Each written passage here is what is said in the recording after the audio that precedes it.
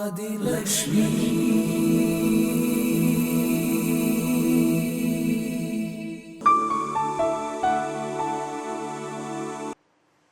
think the topic of today was having the permission to fail but not to fall.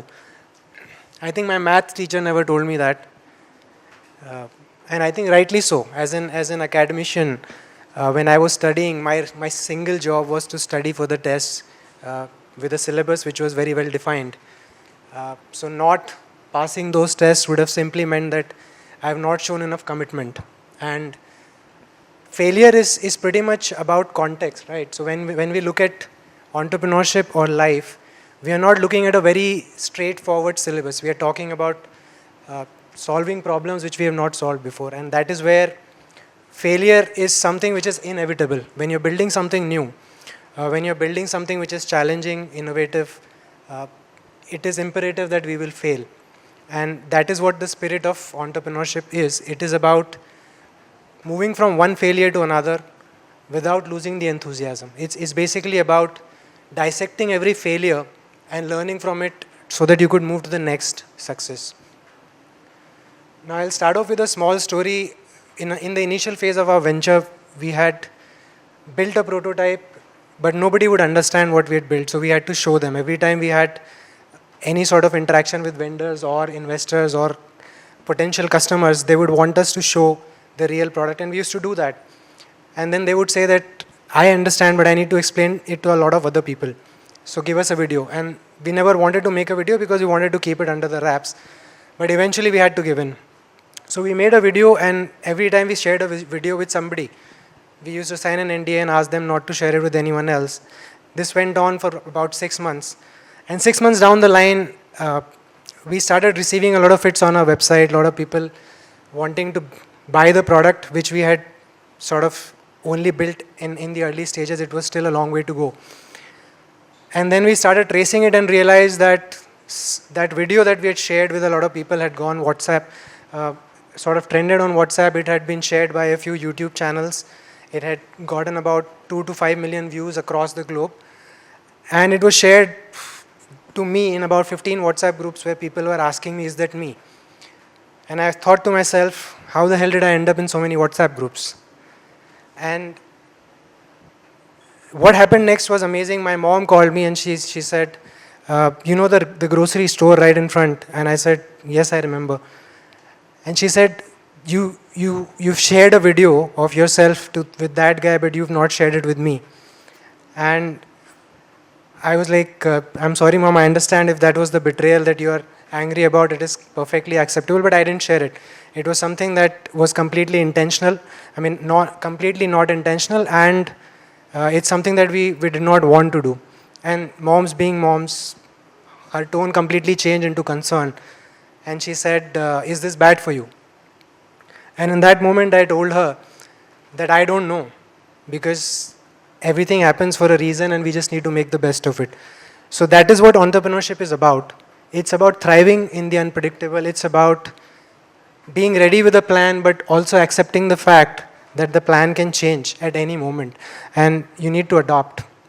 Now, when we look at entrepreneurship, what are the kind of qualities that can sort of give you a better chance of success, right? So there are a lot of these qualities, like having the passion for what you're trying to build, being decisive. It's basically about being creative. It's about understanding people, communicating well, and it's also about empathy. During this journey, like a lot of other speakers have also mentioned, while you're building something, you also start discovering what you're made of. While you're building your venture also builds you. And that is the journey that I'm going to share.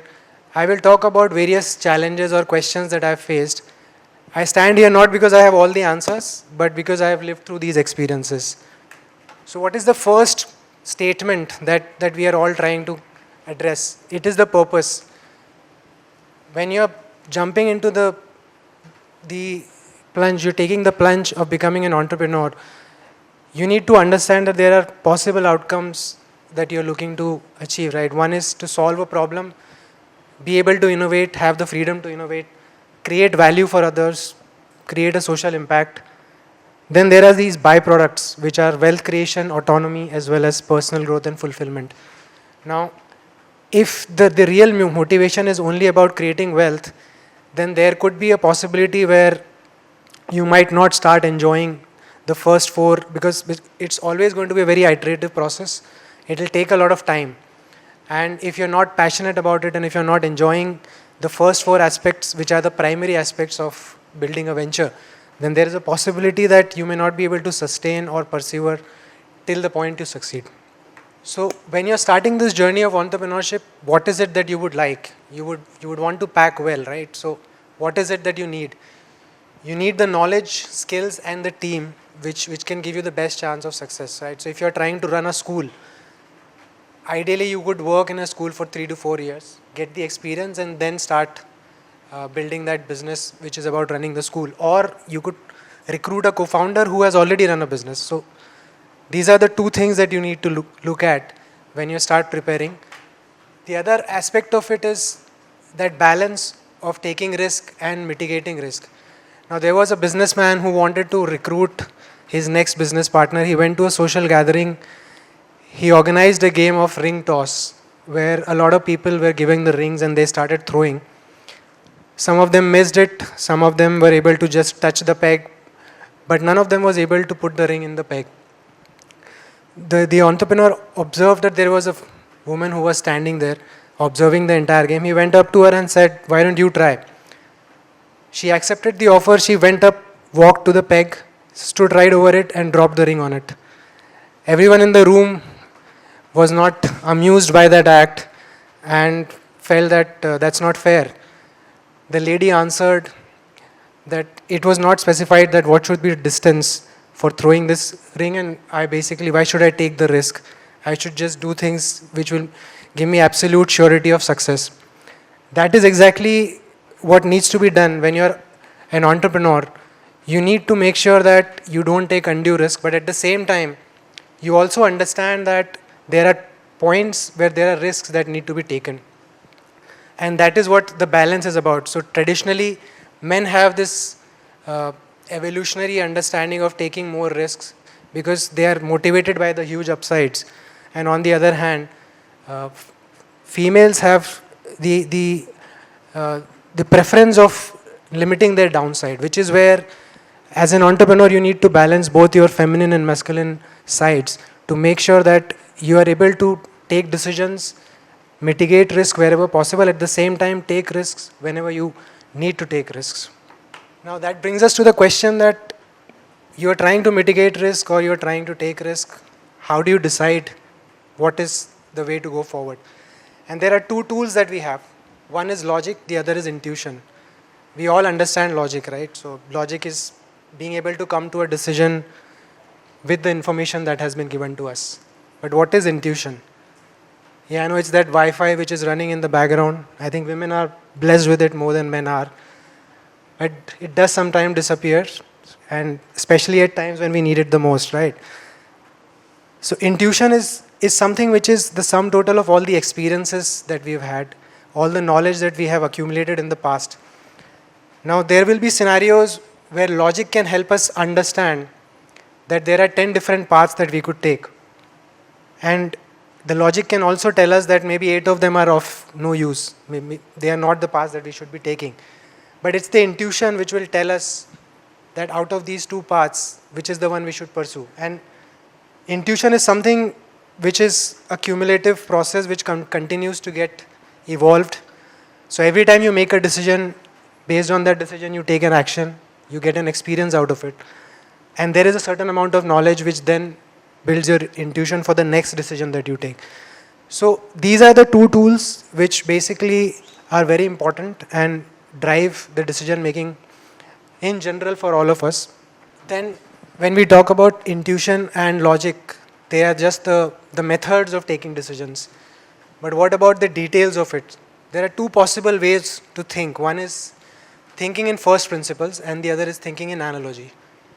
When you think in first principles, you basically break down a problem at a very fundamental level.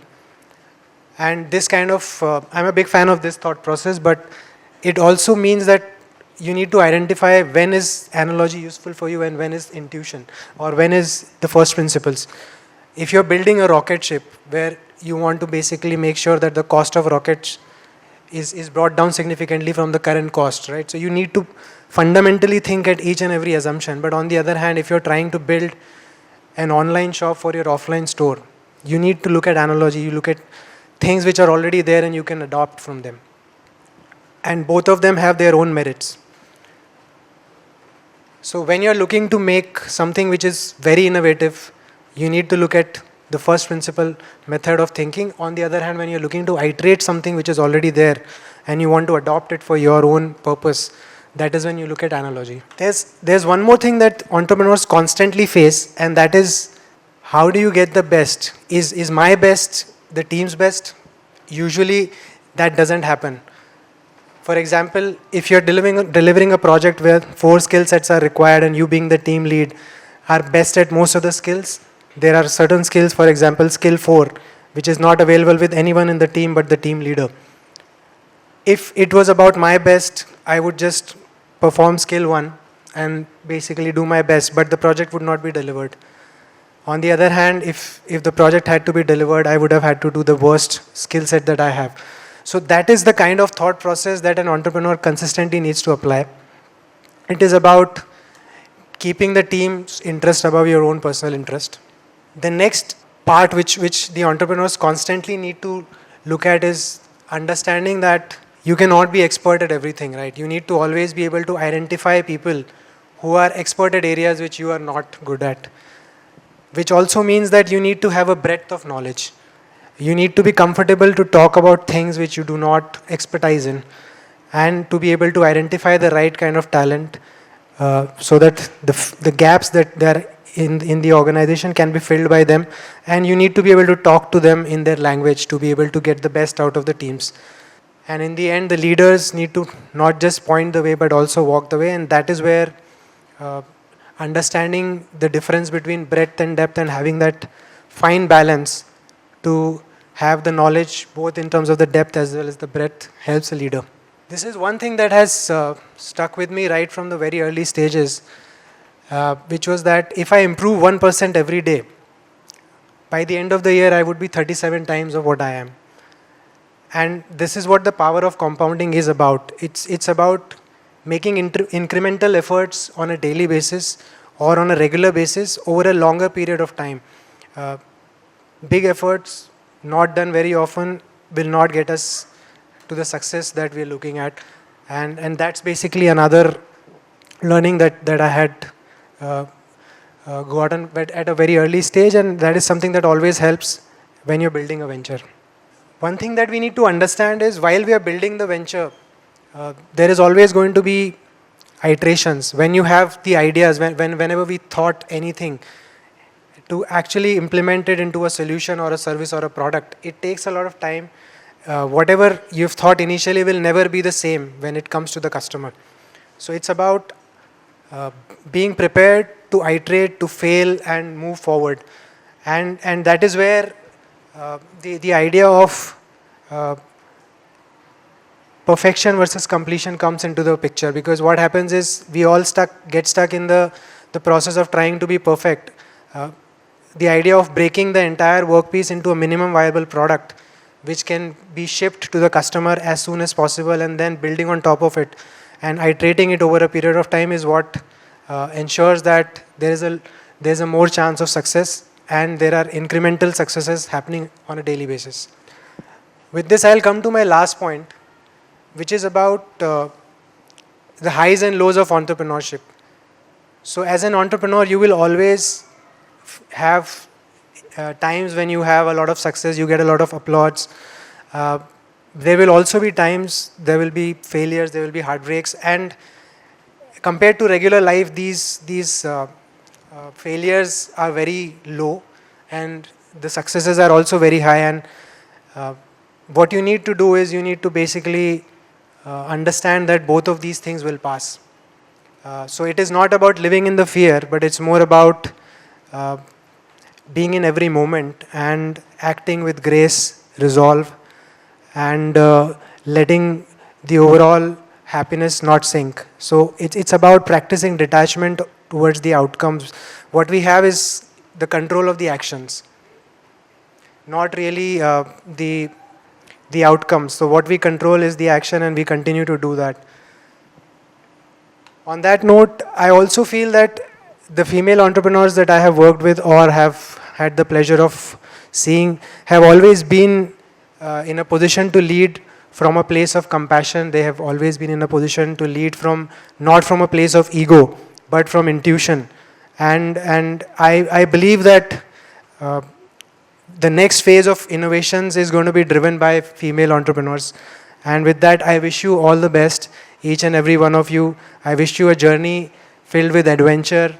May your journeys bring you to destinations which are breathtaking and moments that are awe-inspiring. Thank you very much. Adi Lakshmi.